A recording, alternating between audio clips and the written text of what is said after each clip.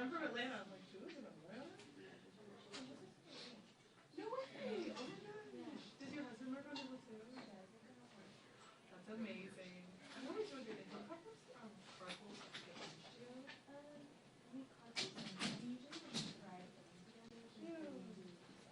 Yeah, I agree.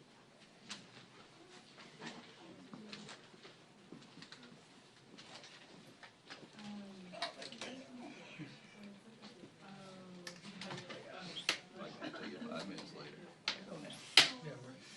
I was over at DC5.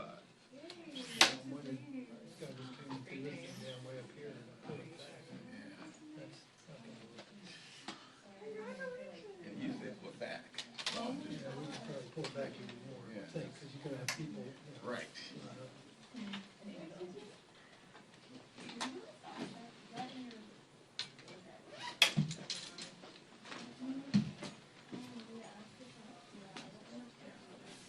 You got room, you good? I'm good, man. I need more time in the room.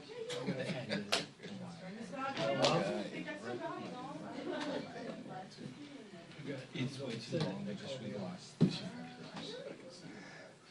Where is he? Right there by the extra chair. Oh, Yeah. I think the week before. maybe What they get when they take the cookie. you can even go even further. Scoot right away.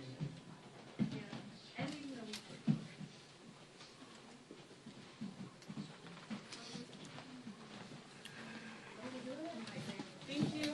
You're welcome. Testing 1, 2, 3, 4, 5. Testing 1, 2, 3, 4, 5. Testing 1, 2, 3, 4, 5. Everyone good?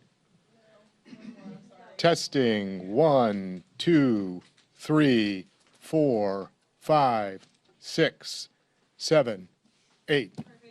You're welcome.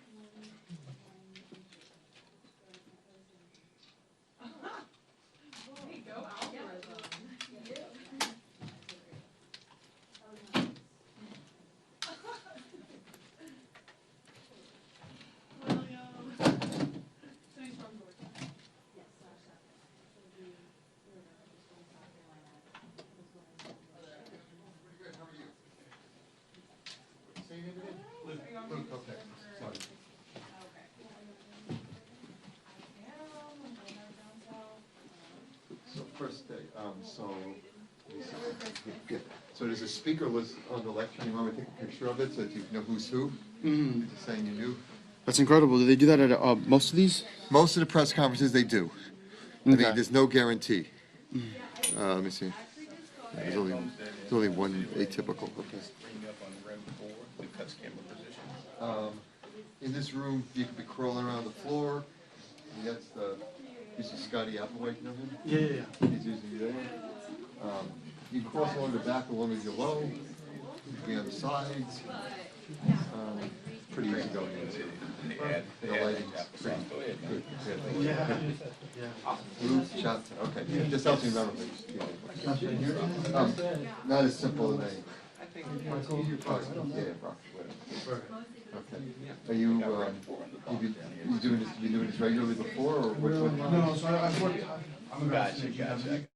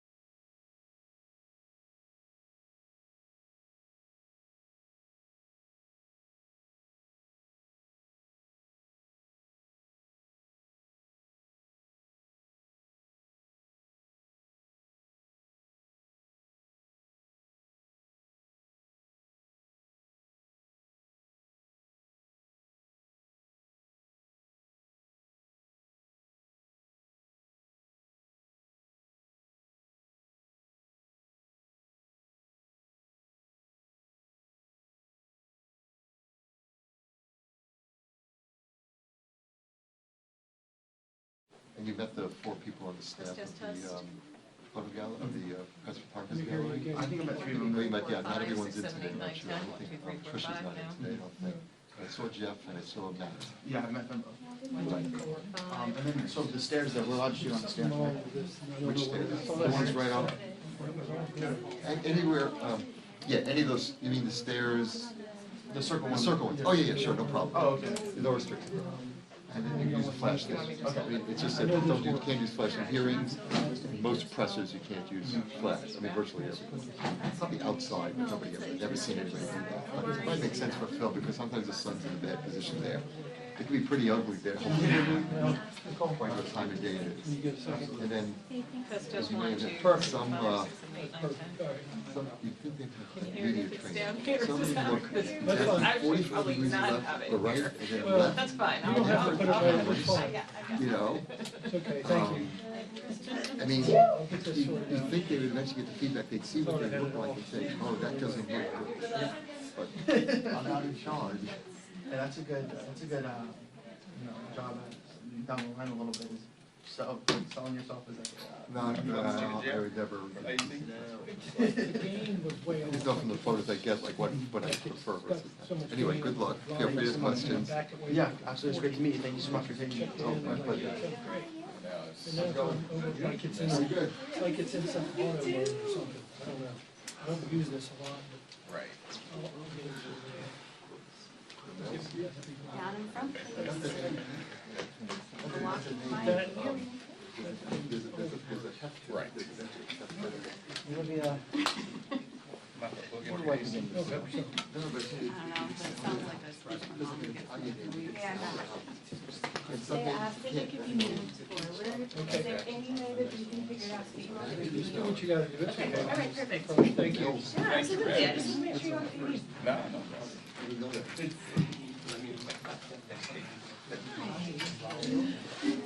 Well, there is some names that just in other countries. Family holiday plan? I live in a building, entirely Polish staff. Speaking Polish. Making you shift mental locations quickly. My brother's It's the first language. got a place in the Poconos, What? That's great. so I'm meeting my family and my sister's family and my parents. I'm gonna meet him out there. Oh my God, that's a dream. That's really nice. But it's my son's birthday Oh, which on day? Wednesday.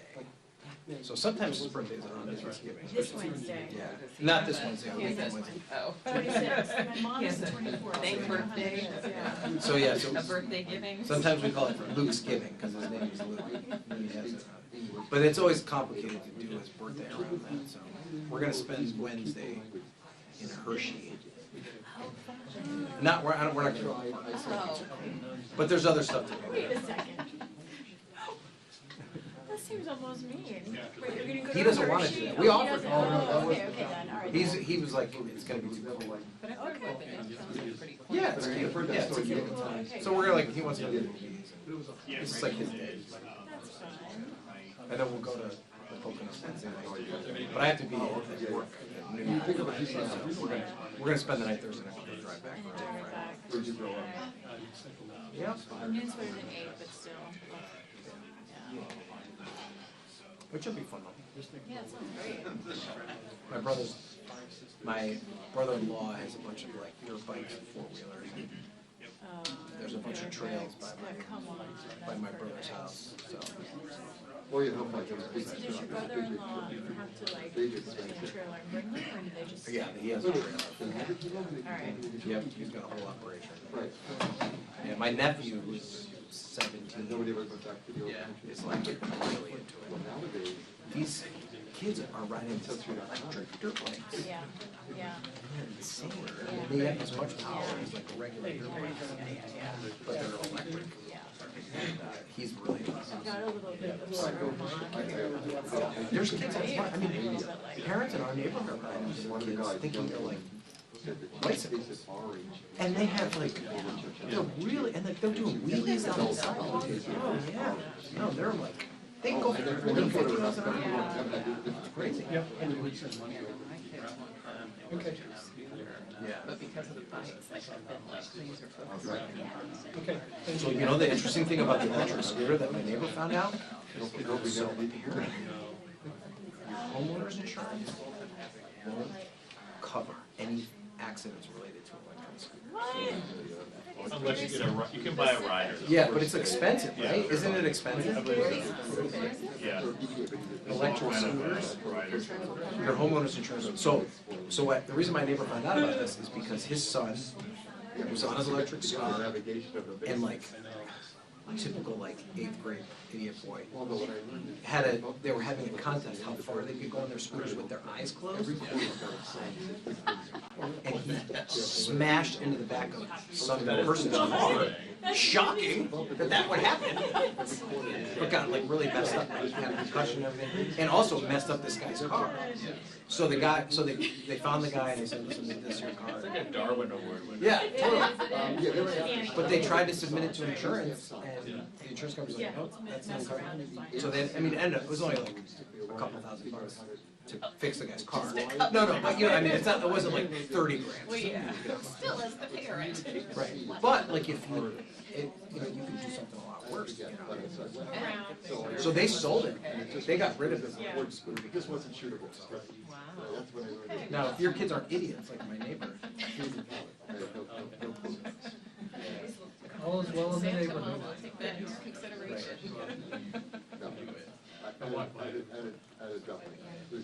I look up and I'm like, who's talking? Yeah, I know, I love it. And then I realize, I love that guy.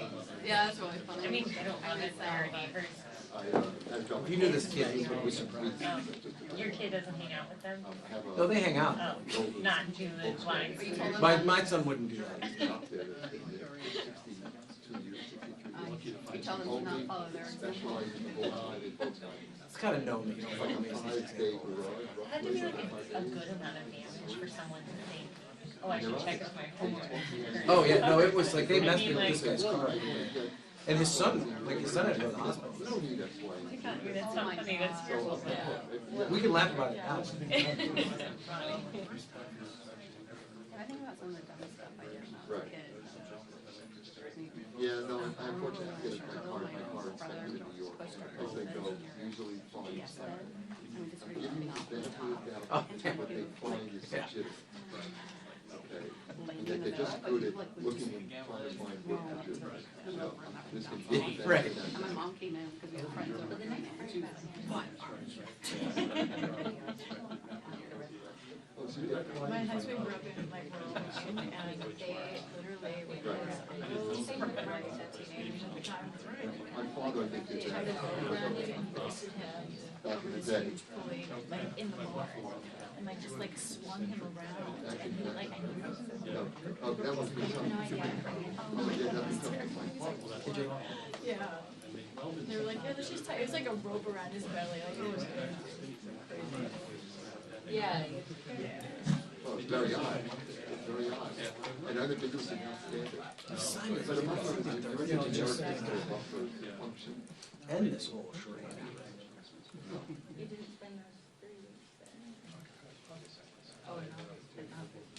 Right. So this is whatever it is, like armed services veteran, you know Eric King? Right, I figured the time first.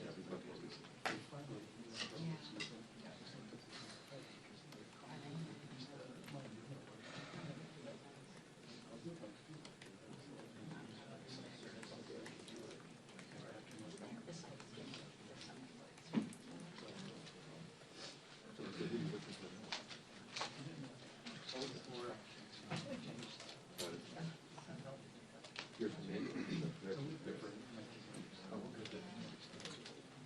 It's a beautiful place. I'm not sure I could handle the winter.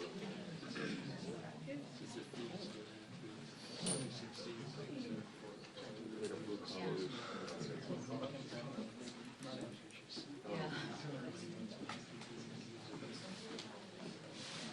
I go for 60 better.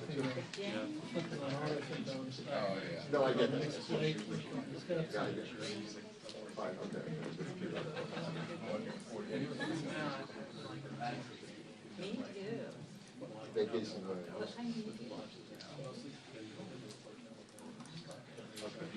Yeah, I mean,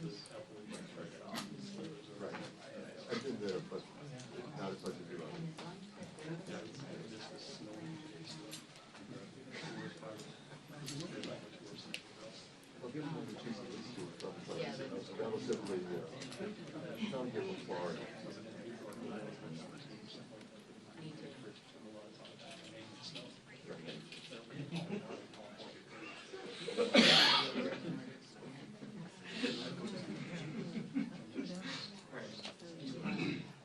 Well, they say vacation,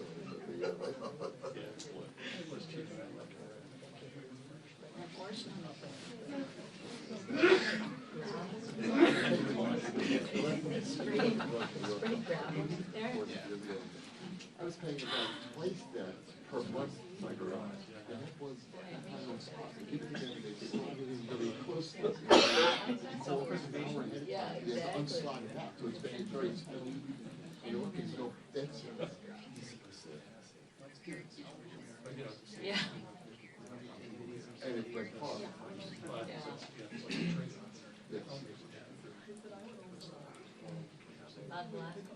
But you can compare it to maybe with work.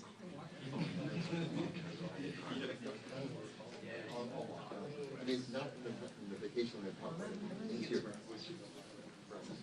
I hear you.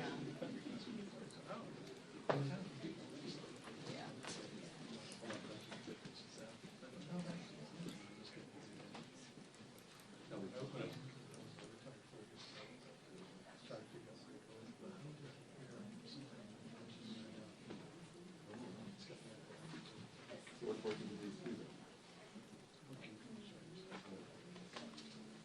Oh, so not that long ago you went to school. I worked from 97 to 3 Eric is more recent, like very recent. Yeah.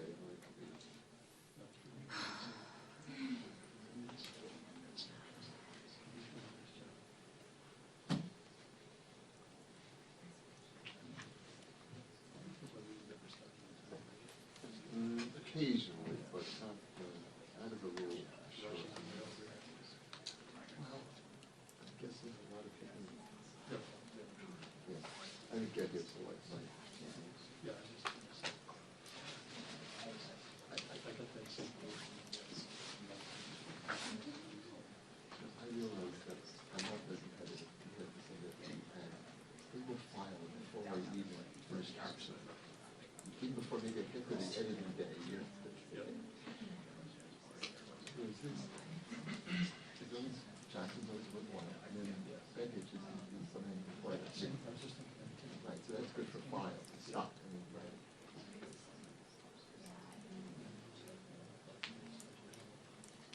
I'm not sure what else, but I mean, just Hispanic, I don't know that. She wasn't listening. Yeah, but everything's new with it. I'm hoping. Without that,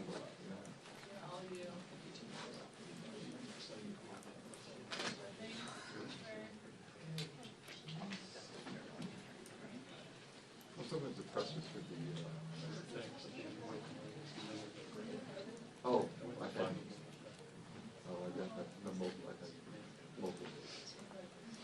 It's good that I mean, the press was doing here at the studio, record, but why didn't you see it?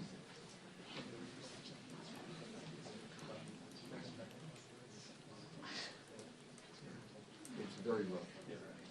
And the swamp, you may not have a but it could be super tiny. Epstein pressure just ended. It's in backward. Terrible. Right, yeah, and it's hard shadows. I shot an event on Sunday. This is like an indoor event at CCC. And it's like, it's just people talking in rooms in a big phone. It's cluttered. Every, you know, there's some daylight and then there's some moonlight. It's just ugly. You have different color temperatures in every scene. You have different exposures. And occasionally they open the curtains and they have the blue room. You know this.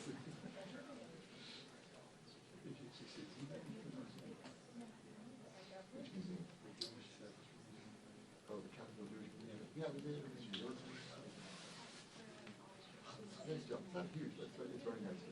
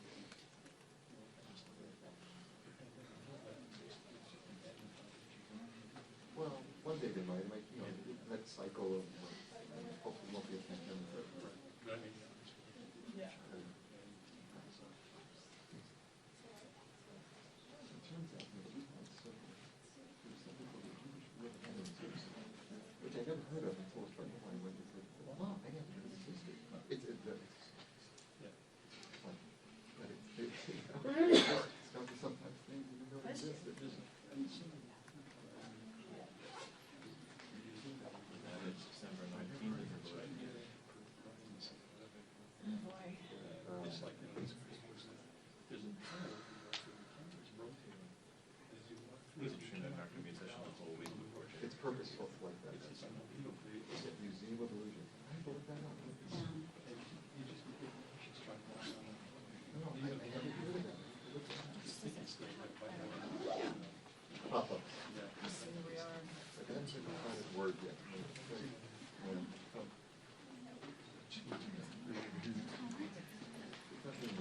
Don't worry, Queen, we got your stuff. Exactly, don't worry. I'll take a note. Do you want me to take your code? No, it's okay, I'm not gonna make you hold my code, I got it. There's No, a, no, you should make them. there's a counter, I can put it all in there. No, it's all good.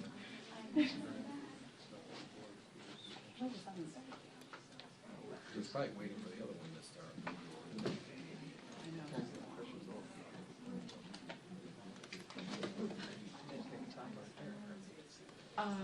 I left early after I got a question because it was just like going on forever, but the survivors didn't take questions.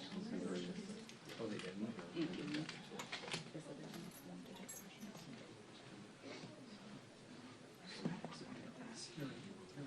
But maybe they do after.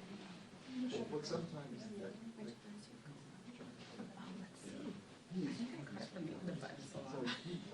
I think I got it from Macy's on where that is down there. The White House, an amazing coat sale, like at the end of winter. Okay.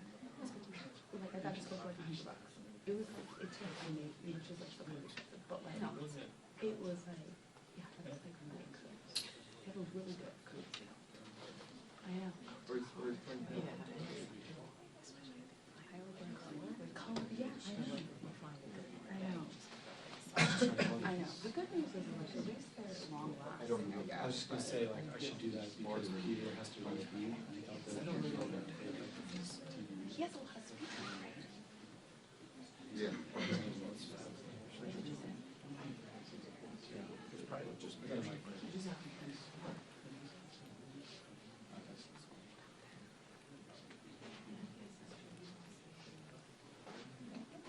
We use these two because we don't have other. Here's actually we grew up absolutely shocked. Okay. Broke up. Okay. So. That's all good. I might have to dip out. I'm assuming that's the latest I can take. There was a choice of ego. Okay. If they can give you some discretion now, then push it back a little bit. 10:45.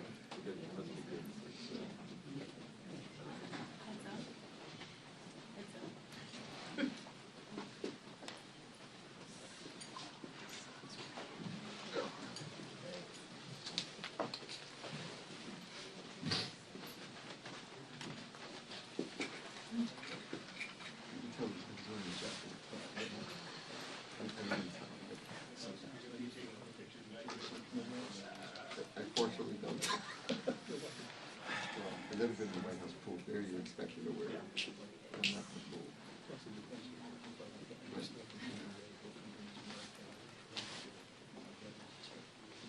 Right.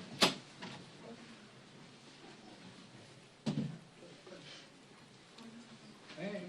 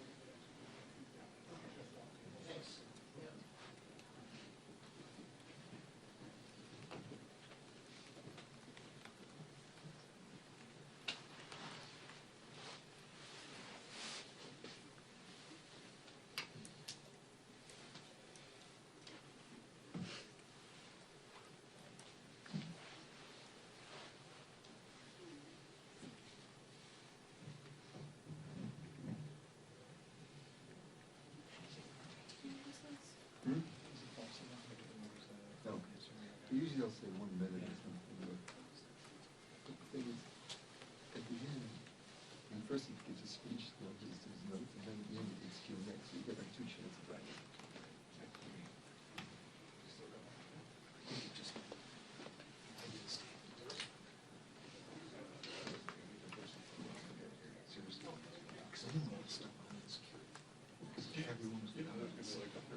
Released so that these women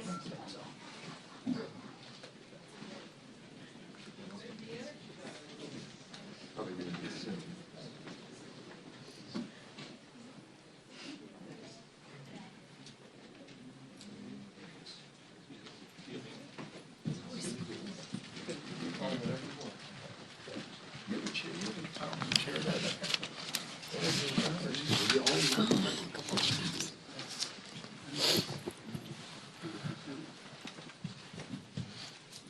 Good morning, everybody. It's good to see you back. After 43 long days of the Democrat shutdown, we are finally back in regular legislative session. We have been very anxious to get here. We spent the last 6 weeks in our districts, most of the members of the House, at least the House Republicans did at least, 6 weeks they spent in their district, and many of them will tell you, and they've said publicly and privately, they did some of the best work of their career because they were right there with their constituents at home, in their districts, in their counties, and their parishes, in our case in Louisiana, working with their constituents and helping them navigate the consequences of the Democrats' pointless political games in the shutdown.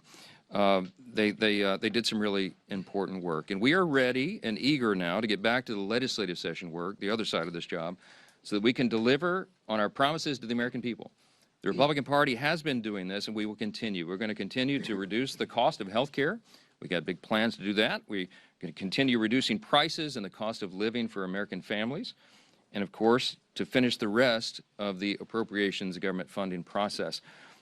We've been needing to do that, and we are already working around the clock to accomplish those objectives. But with so many pressing issues on our plate, just very frustratingly to us, the Democrats are delaying that work even further with a political show vote. They're forcing a political show vote on the Epstein files. So we're just going to address that right at the top here this morning because they've spent so much time, the Democrats have, spinning the facts and trying to confuse the people that I wanted to come in this morning and just clearly explain for the people back home how we got here and why this vote is happening right now. First, a quick review of the relevant history here. For 4 long years under the previous administration, under the Biden-Harris administration, Democrats insisted there was no border crisis. Remember, they told you that that wasn't a problem at all. They dismissed inflation as transitory. That's what they told us. They told the American people not to believe what we could all see with our own eyes, that there was an obvious mental and physical decline on the part of President Biden individually. And now, seemingly overnight, these same cast of characters, they've taken a sudden and urgent interest in the Epstein investigation. Suddenly, it's all in the name of transparency. That's what they're trying to tell us. But the truth is, the biggest proponents of this discharge petition were never actually interested in transparency or ensuring justice or protecting victims of this unspeakable tragedy, the Epstein evils.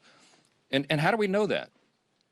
Because the Democrats had every one of the Epstein files in their possession for the 4 long years of the Biden administration.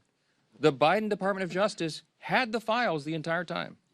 And not a single one of the people who are so loud and animated right now, they never said anything about it for all those 4 years. None of them held press conferences. None of them demanded the release of the documents. And under Biden's DOJ, when they prosecuted just Epstein and Ghislaine Maxwell, not a single one of these Democrats or any of the proponents of the discharge ever made any noise about that at all. So it's fair for the American people to ask the question, why now? Why suddenly are they so interested? They have such an urgent interest in the Jeffrey Epstein matter. The truth is simple and straightforward and obvious for anyone who is willing to look at it objectively. Clearly, this is a political exercise for Democrats and a few others, sadly, and it is as deceitful and dishonest as their pointless stunt to shut down the government. Same ideology behind this. Democrats are trying to use the Epstein matter as a political weapon to distract from their own party's failures. And in a desperate attempt, they're trying to somehow tie President Trump to the scandal. President Trump has nothing to do with it. He has said himself he has nothing to hide. And that's clearly what they've been trying to do. They're trying to attack President Trump. This is what they've done. They weaponized the justice system over the last several years to go after him, and this is their latest attempt.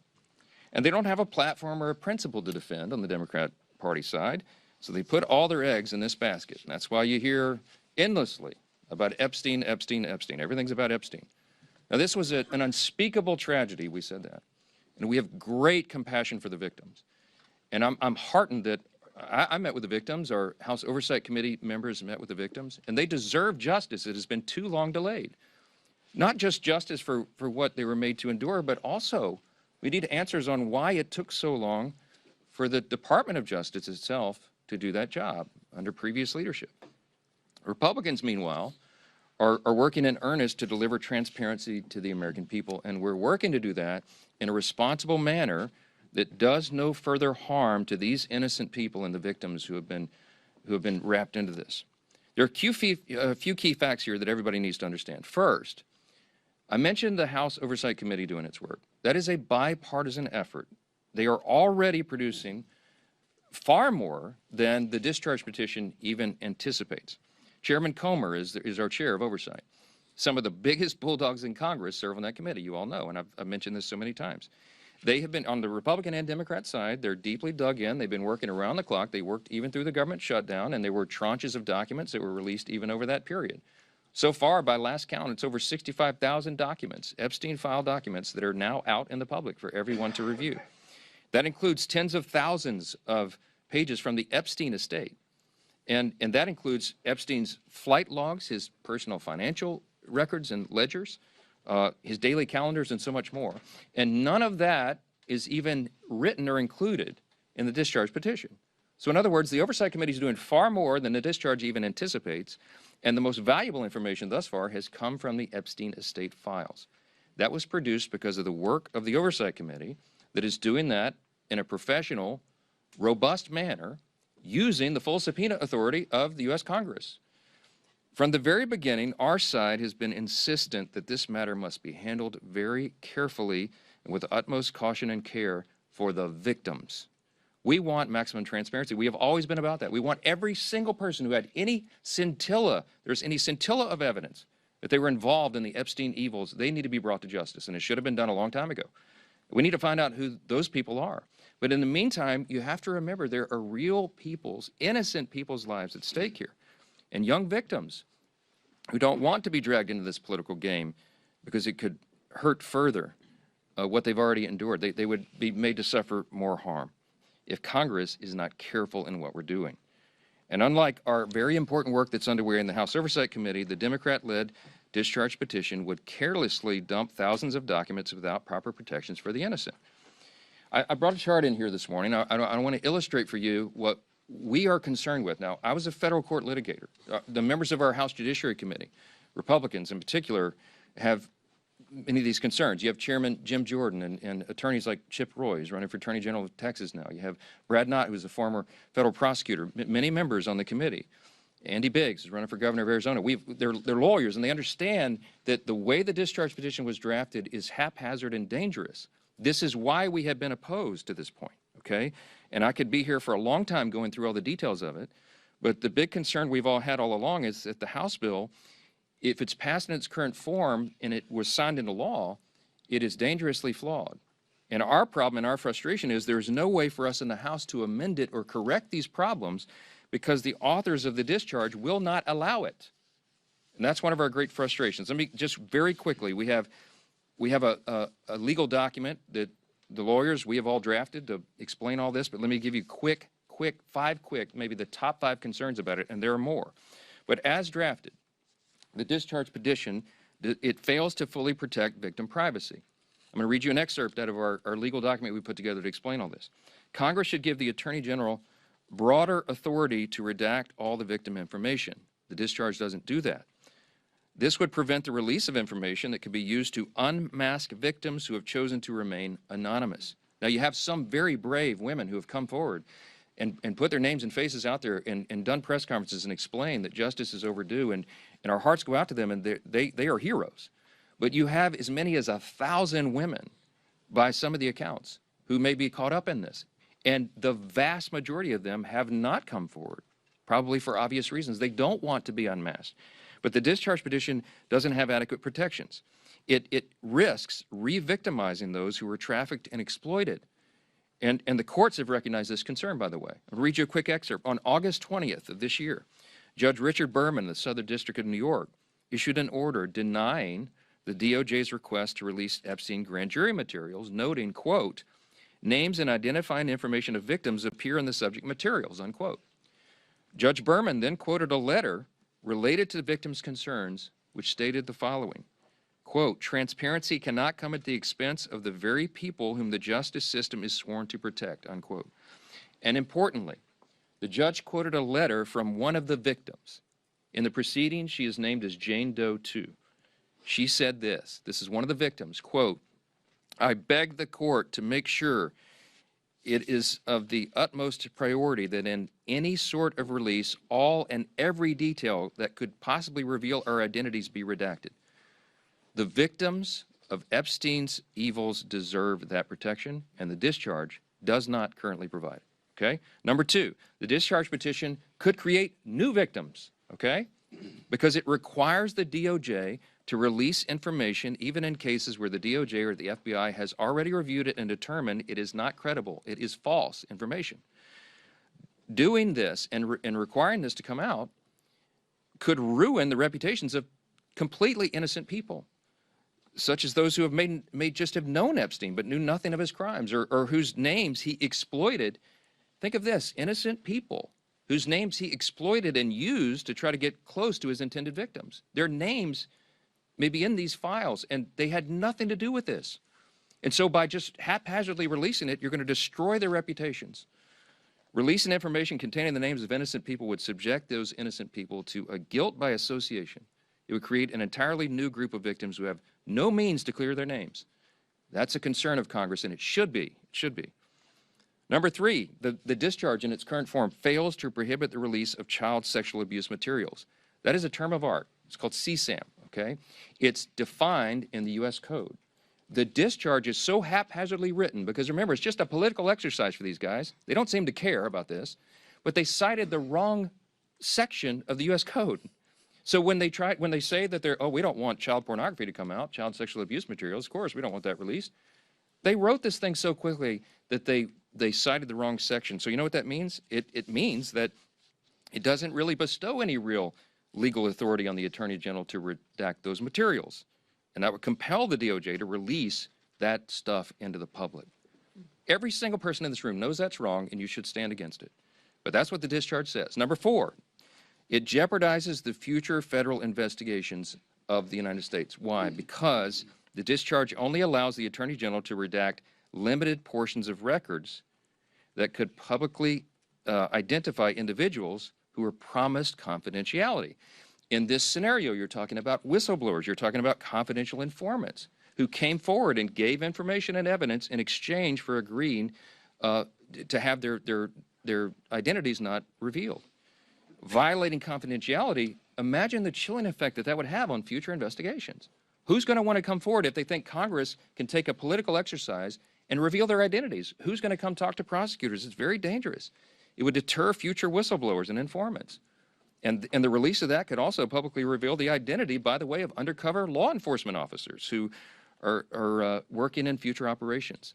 Dangerous stuff, and they seem not to care. And by the way, I'm going to remind you again, we went to the authors. We asked the authors of the discharge to change this, and they said jump in the Potomac, all right? Number five, national security concerns, okay? The discharge requires the Attorney General to release within 30 days, quote, classified information to the maximum extent possible. This ignores the principle that declassification should always rest, and always has rested, with the agency that originated the intelligence. Why? So that they can protect their critical sources and methods. It is incredibly dangerous to demand that officials or employees of the DOJ declassify materials that originated in other agencies, in intelligence agencies. I could go on. I won't be here all morning, but there's a lot of problems. There's also a lot of legal scholars, and I'm among them, who are concerned that that you've got problems with grand jury secrecy. We know Rule 6E of the Federal Rules of Criminal Procedure prohibits the release of grand jury materials, but the way the discharge is drafted, you can make an argument that it requires all that to come out, and that is a serious problem. Grand juries are not adversarial, okay? There's no opportunity there for cross-examination. You can't disprove evidence. You can't challenge the evidence in any way. And if Congress goes in and breaks that seal and just starts releasing sensitive grand jury materials and allegations like that, it raises a risk that the grand jury process will be politicized in the future. And that's a whole other danger that we could talk about all day. I'm gonna wrap this up and just say that Republicans support maximum transparency. We always have. The President of the United States supports maximum transparency. You've heard him say it in his own words. But he has had the same concerns that I've just articulated here, and we've talked about that. All of us have had these concerns, and we understand that we have a responsibility to innocent people and victims that is not properly guarded by the discharge petition. And that's why we're so incensed about that. We've got to make sure that we disclose the names of anybody who aided or conspired in any way with Jeffrey Epstein. But at the same time, you've got to make sure that innocent people are protected. So we have to do this in a way that doesn't violate victim privacy, that doesn't create new victims, that doesn't disclose the names of any whistleblower or informant, that causes the release of grand jury materials or child sexual abuse materials, or undermines our national security. And I think everybody of good conscience and common sense would say, of course you have to do that. But here we are. So the discharge petition got its 218th signature, and it is going to go forward. It is going to pass because it only takes 218. And we know that the Democrats have disregarded all these concerns, and they're going to move it forward anyway. So all the people of good conscience here say, we've registered our concerns, we stated our opposition as long as possible, but we're also for maximum transparency. So what am I to do as a leader in a situation like this? I call my counterpart in the Senate, Leader Thune, and I talked him through this with him and shared our deep concerns. And of course, they share those concerns as well. And so I'm very confident that when this moves forward in the process, if and when it is processed in the Senate, which there's no certainty that that will be, that they will take the time methodically to do what we have not been allowed to do in the House, to amend this discharge petition and to make sure that these protections are there. The authors of the discharge did not allow us to do that here. That's the rules here. But in the Senate, they can correct it.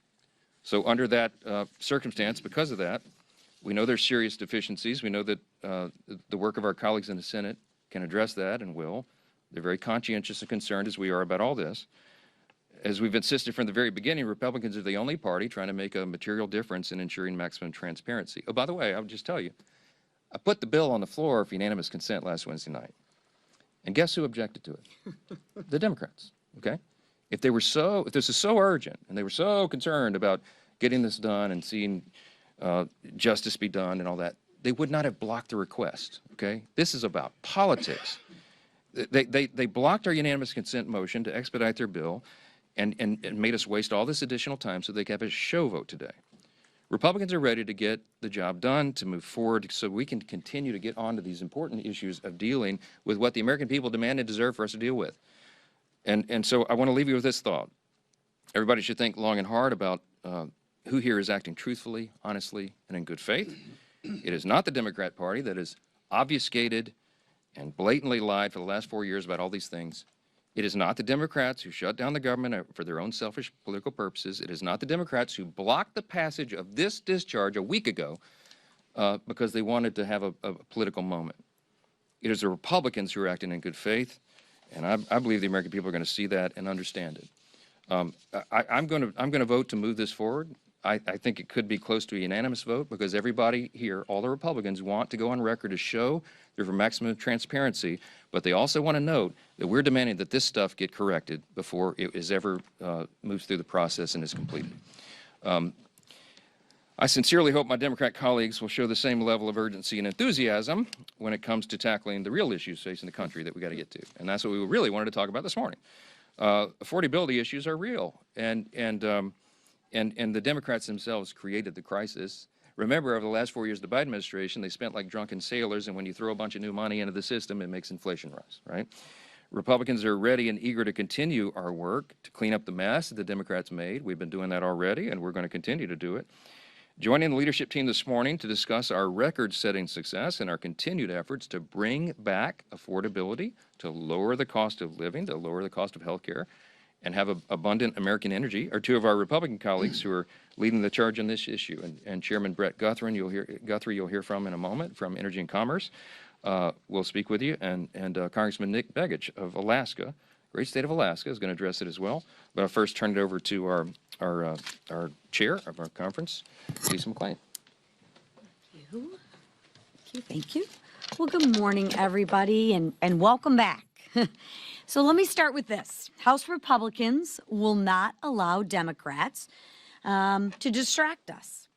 And we will not allow any more obstructions to stop us from doing the work of the American people. Because the American people sent us here to do a job, and that's what we intend to do. The Democrats' shutdown never stopped us.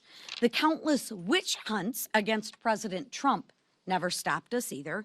And the latest discharge petition is just another Democrat distraction. And I can assure you that won't stop us either, because the American people actually expect us to do our jobs and not to distract and obstruct. For more than 40 days, Democrats inflicted needless pain on hardworking Americans. And I ask you this, for what? For what did all of these Americans suffer pain? They did it to use the American people's pain as political leverage. And let that sink in for a second. And don't take my word for it, take Catherine Clark's word for that. They used the leverage for $1.5 trillion of a wish list for that Americans' families just simply can't afford. But Democrats, they didn't get a single one of their demands because House Republicans actually stayed united. And now we're taking that momentum into the fight that matters most to the American people. This week, House Republicans will pass consequential bills to make energy costs more affordable.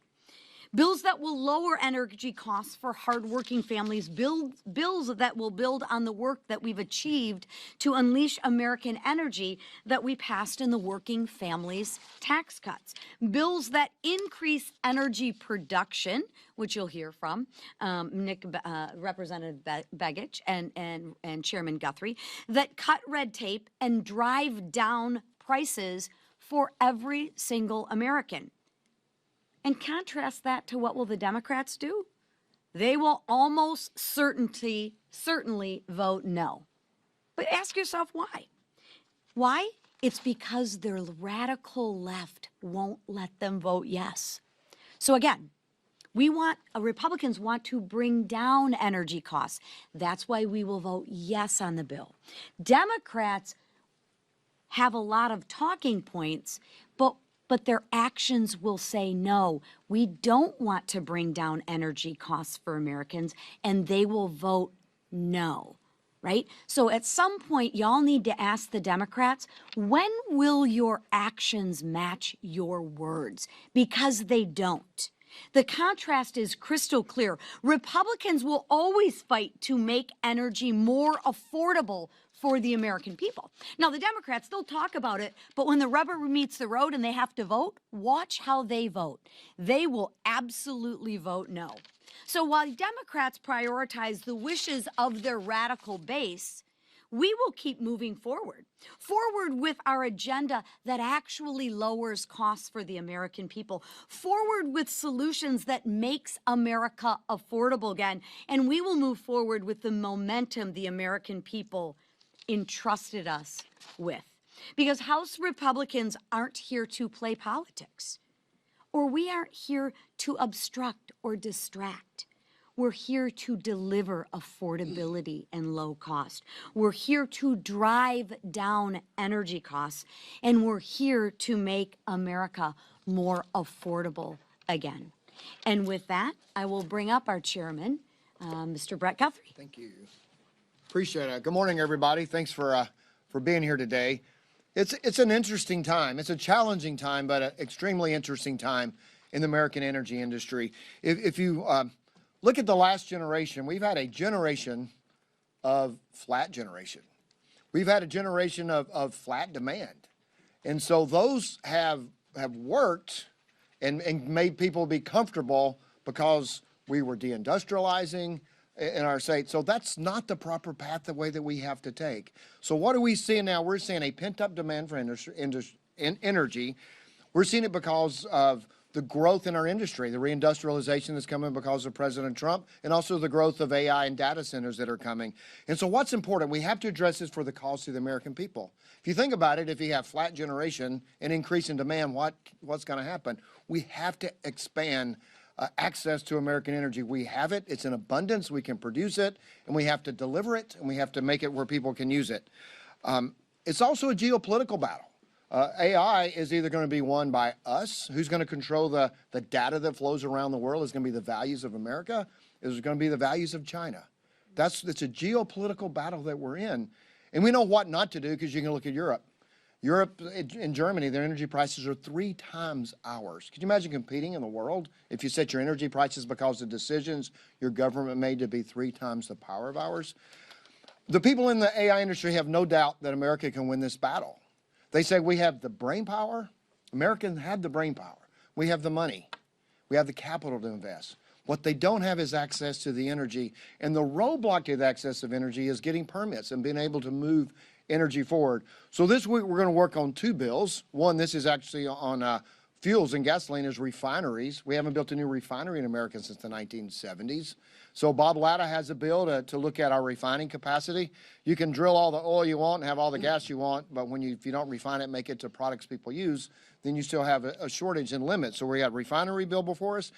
And also in the geopolitical, I know that the price of natural gas around the world is important. You know who it's important to? It's important to Russia, because selling natural gas is how they fund their army. And so we also have a provision.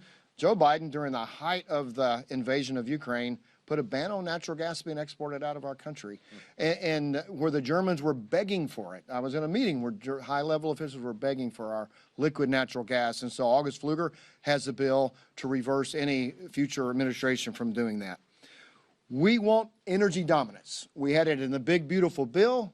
We've had it in almost every committee hearing, and we're going to work together through transportation, Sam Graves, through the chairman, Bruce Westerman, and Natural Resources, and our group on energy and commerce, to make sure we deliver the energy we need for America to be successful in this geopolitical battle and winning the AI battle. But so people, when they turn their lights on and off in their home, can have affordable power. And one of the great resources of power, and one of the most beautiful places in our great country, is in Alaska. Even at 46 below zero, in Fort Greely, Alaska, if you happen to go to Northern Warfare School, you can sit around and look around and go, wow, this is a stunningly beautiful place. And so I'm glad to hand this over to my good friend from Alaska, Nick Begich. Thank you, Chairman.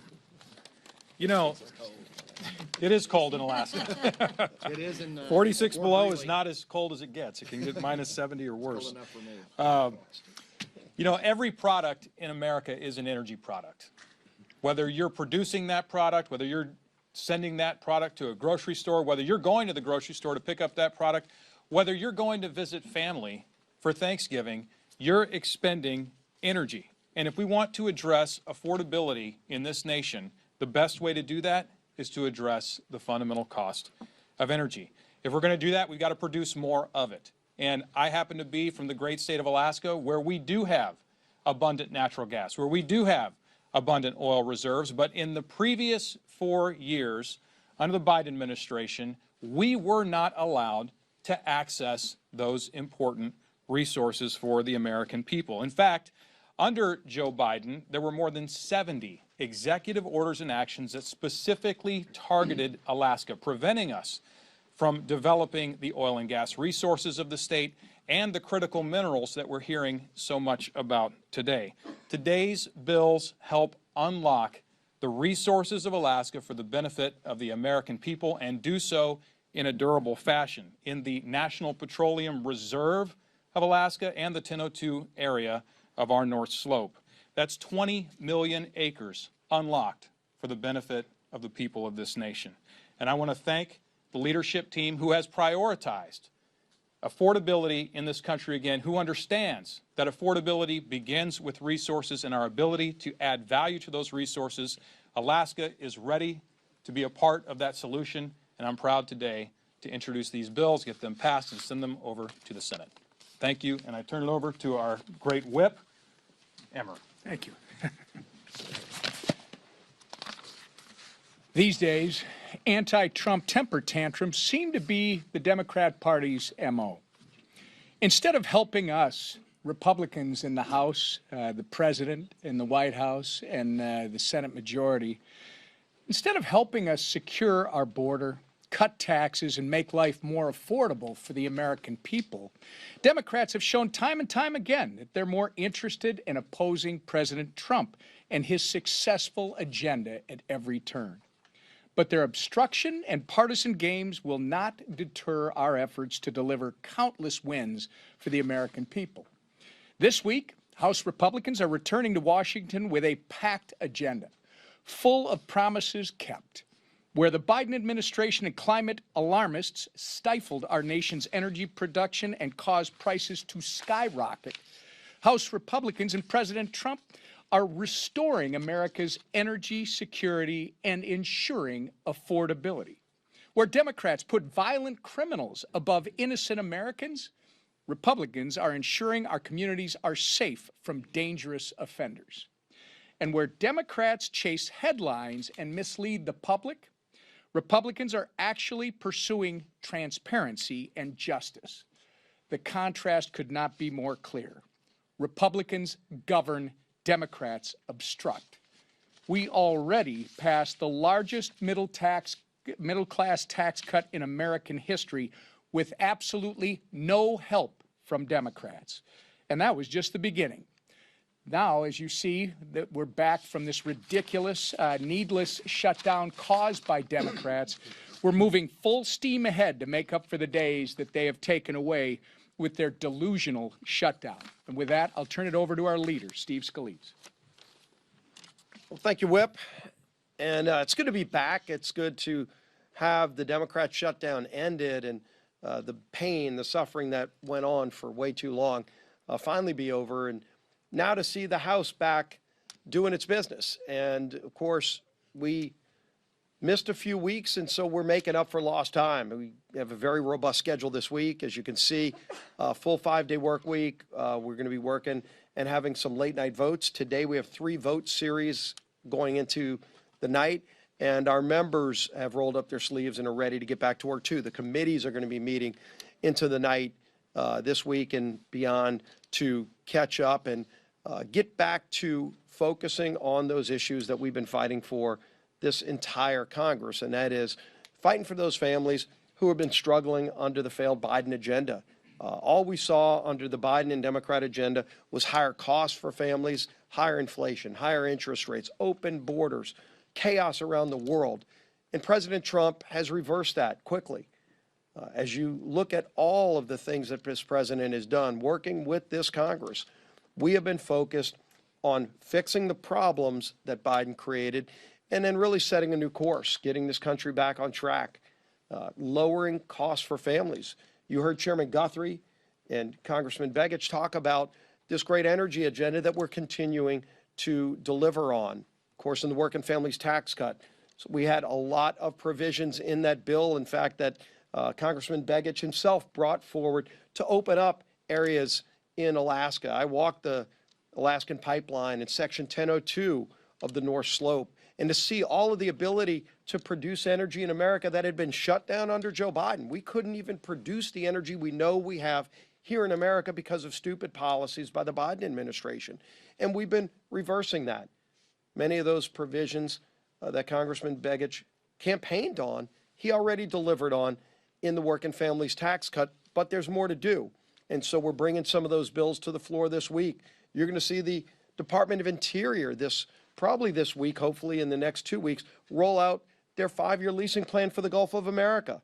Again, something that President Biden shut down that drove investment to foreign countries. We saw billions of dollars of energy investment moving to foreign countries because Biden shut down America. Well, America's open up for business again. And that means more jobs here in America, but really importantly for families, lower energy costs. And energy costs affect everything that we do. When you go to the grocery store, lower energy costs mean lower food costs for families. And so we're going to keep delivering on that agenda. Obviously, this week, it's going to be a very aggressive schedule, and we're going to continue to move bills in the future. Something else the Democrats broke, and we talked about this a lot during the shutdown here at this podium, and that is the healthcare crisis in America. The current law in healthcare is the Affordable Care Act. I think everybody would recognize it. It's unaffordable for millions of American families.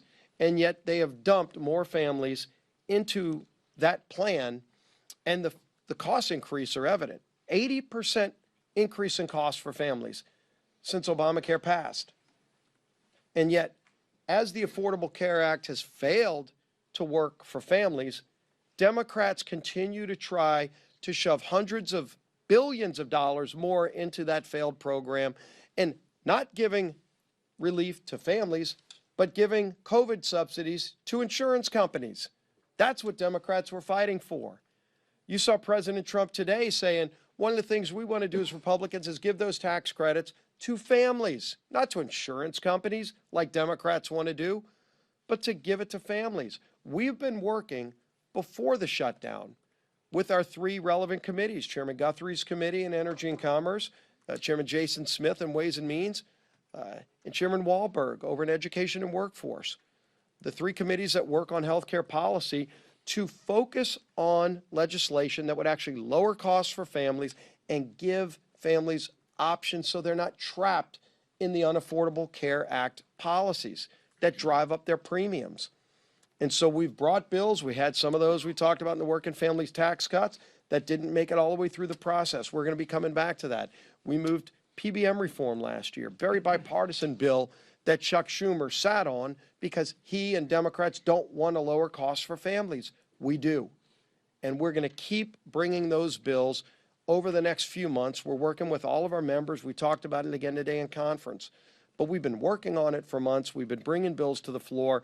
And Democrats, sadly, have walked away from this because all they want to do is force people into unaffordable products, the Unaffordable Care Act. They want families to have to pay more in premiums because they want a single-payer, government-run healthcare system. It has failed the American people, and they deserve better, and we're going to deliver better for American families. And finally, today we released the calendar for next year, so I know you're all interested in what that's going to be. We're going to have a very busy agenda next year. We're going to continue to deliver here in this Congress for American families. We've got a lot to do this year, and we're going to be doing a lot more this year. But we're also going to have a very busy agenda next year. Democrats they're in disarray right now as a party, but they've got to decide. They're going to work with us here in this Congress to actually deliver for the American people. Are they going to continue to have, as the Speaker talked about, that Trump derangement syndrome? All they do is wake up every day and say, how can they oppose Donald Trump, no matter what he wants to do? When Donald Trump wants to help families, all they do is wake up and say, what is he doing? And they try to do the opposite because the radical Mondami wing of the party just wants to fight President Trump. Well, that's not where America is. America wants to get results. America believes in common sense. We're going to have a resolution Friday that says we stand up against socialism and the atrocities of it. It's not just the bad policies. It's led to murder all around the world where it's been tried. And they don't teach that history, unfortunately, enough in our schools. And so a lot of young people don't even get exposed to the atrocities of socialism. But we'll surely be talking about it and voting on it this Friday. A pretty easy vote, I think, for most people. Hopefully they say, no, we believe in freedom, opportunity, and we stand against socialism. We're going to have that opportunity this week as well, while we're also focusing on affordability. With that, I'm sure you may have a couple of questions for the Speaker of the House, Mike Johnson. Thanks, sir. Speaker Johnson, Speaker Johnson, the president campaigned on this idea of transparency. In the name of transparency, he released the MLK files. In the name of transparency, he released the JFK files.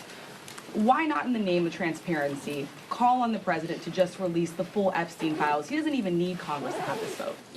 Well, the president's made very clear his position over the last few days his truth post over the weekend and what he said, I mean, he had a press gaggle yesterday, said the same thing.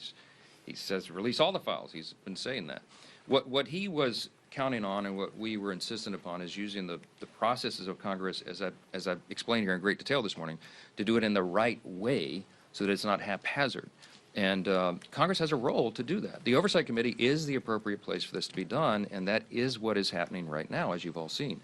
And so we preferred that route. And by the way, as I mentioned, that route is more comprehensive than anything the discharge petition would accomplish anyway, because it didn't even mention the Epstein files and some of these other things, I mean, the estate files. So we want the process to play out. We want it to be done in the right way. We want to do it in a way that doesn't jeopardize our legal system and doesn't inflict more harm on victims.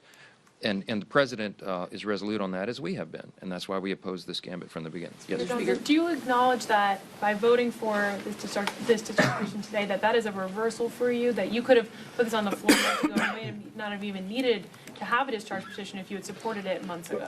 It's not a reversal, as I just explained. We had big problems with the discharge from the moment it was filed.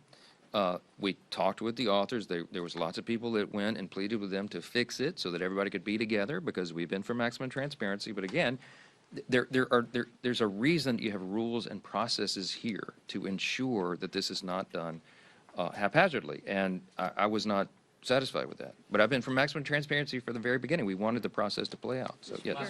I understand where you're coming from with your concerns with the discharge petition. I also understand your want for transparency in this case. You've been very clear on both those fronts for weeks. So is the reason why you're now deciding to vote for this resolution because President Trump directly said Republicans should vote for this? Because this has been your position all along, and you've made it clear you weren't in support of this resolution. If and when the discharge reached the 218th signature, it'll be forced. And the forcing mechanism here prevents the very deliberate, professional, careful manner in which Congress is supposed to do this. I lament that. That's why I'd been opposed to it all along.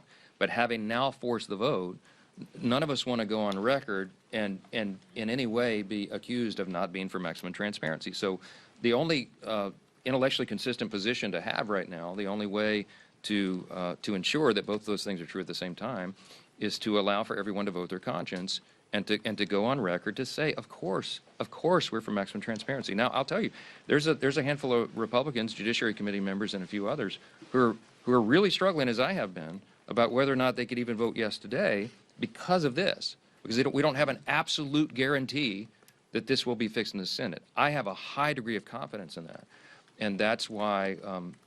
That's why I'll be voting yes today. And I've talked about that in great detail. We had an hour and a half long conference call on Sunday with Judiciary Committee members who are really, really concerned. I mean, they're all for maximum transparency, but they're really, really concerned about protecting the victims, and I am as well, and that's why we have gone through this whole long process. Last one, Olivia. On that, James Blair today at a Bloomberg event said that they're looking at ways to send millions of Americans checks from tariff dividend revenue, but without Congress being involved. Do you have concerns about them not running that sort of process through Congress? Well, I'm not sure that's possible, and James Blair and I will have some intense fellowship about that, I'm sure. He's a good friend. We collaborate on strategy all the time, but this is an idea, I think, that makes sense. The president was talking about it as recently as yesterday. I think what I heard him say, and I haven't talked to him about it because he and I have both been so busy the last 24 hours, I'll see him in a little while, but I think what I heard him say yesterday is he's thinking about something maybe midway into next year, when the tariff revenue is realized and we can figure out what that looks like. But I think it would require an act of Congress, so we'll have to see how. I'm not sure what's being proposed. Mr. Speaker, on your doubts about getting specifically into the substance here, reading through the bill though, I guess I'm confused because the bill specifically says that the Attorney General may withhold or redact portions related to child sexual abuse materials as defined in the law, anything jeopardizing federal investigations. It specifically says they can withhold anything containing personal identifiable information of victims' personal medical files. We know the survivors are comfortable with that. All of these things are actually in this bill. That's why I'm confused. Okay, we could be up here for a long time. I'll litigate it with you. Let's do it. Like, what specifically is missing? Okay, so the first one you mentioned. Yeah. Okay, so here's HRS 581. This is the discharge. Okay, it says on page 5. redact anything that depicts or, quote, depicts or contains child sexual abuse material, CSAM, as defined under 18 U.S.C. 2256. Okay? All right, so you go to 18 U.S.C. 2256. Definitions of the chapter. Nowhere in this section, okay, go look it up, all right, does it contain the definition of child sexual abuse material. So I used to litigate federal cases, and I would challenge statutes in court, okay? The language is very important and very precise. If it's not listed here and this were to become law, child sexual abuse materials are not included. They're not included for redaction, which means the Attorney General and someone there, if they interpret the discharge in the statute that it passes directly and literally, as they're supposed to do, they're required to do under the law, then you're going to have things that would qualify under child sexual abuse materials. You have child pornography included in the distribution of this stuff. We can't go for that. But it's up And to, it's why up did- to the why did- Attorney General. No, Like, it's not what up do to you- the, no, it's not up to the Attorney General because the way it's listed Under the in the bill. document. No, it's not. It's not because it doesn't reference the right code section. So we could go through every one of these things. We have had a small army of lawyers going through it because I want to make sure that all of my concerns, because I read it the first time initially and I thought, whoa, this is way out of bounds. We have a in fact, we'll put on the speaker.gov. I'll put it on the website here when we leave. You'll see the summary of the legal analysis, and it goes through point by point, and it points to the specific sections in the discharge. Guys, we're not making this up, and you can take it to your counsel at your outlet's offices and have them review it, and they'll tell you the same thing. This should have been done in a much more careful manner, and it was not. And I'm going to point out again, when the authors were asked to fix it, they said they weren't interested in doing that. Okay, why? Because this is a raw and obvious political exercise. Again, I'm just going to leave you with this question. You should go ask them all. If you were so concerned about the Epstein files and protecting the victims, why didn't you do a darn thing about it for the 4 years of the Biden administration? All this stuff was sitting in a warehouse, and nobody said a word about it. They didn't care. Now they're doing it. We all know why. Because they're trying to attack President Trump. That's ACA it. question. Thank you. Thank you.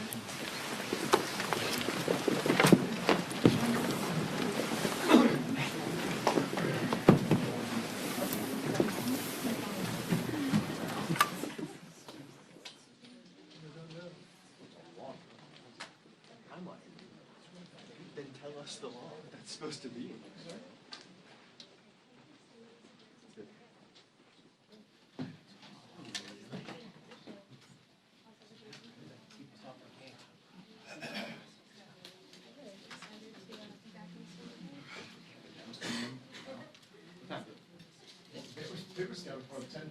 Yeah, so maybe.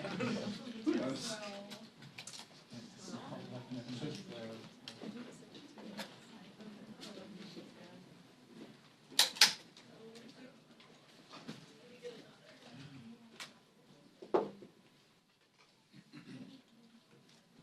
For anyone planning to stay on for Dems, they are pushing back until noon. Noon? Noon. Okay. Noon? You here? Yes.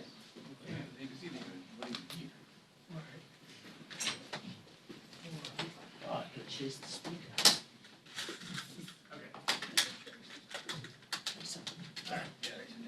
No worries. Andy might be, we've got that 11:30.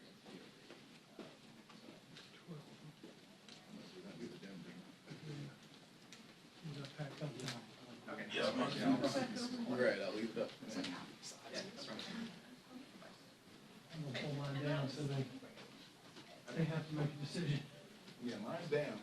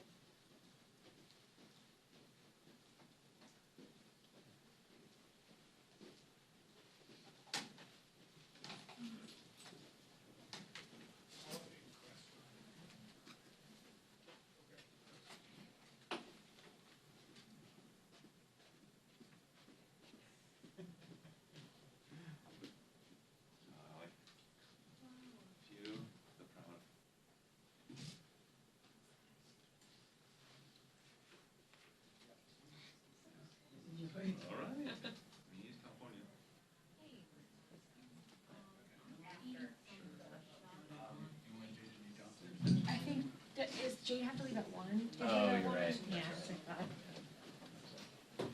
Okay, I'll go send this out from upstairs. Cool. Oh, See ya. my coffee.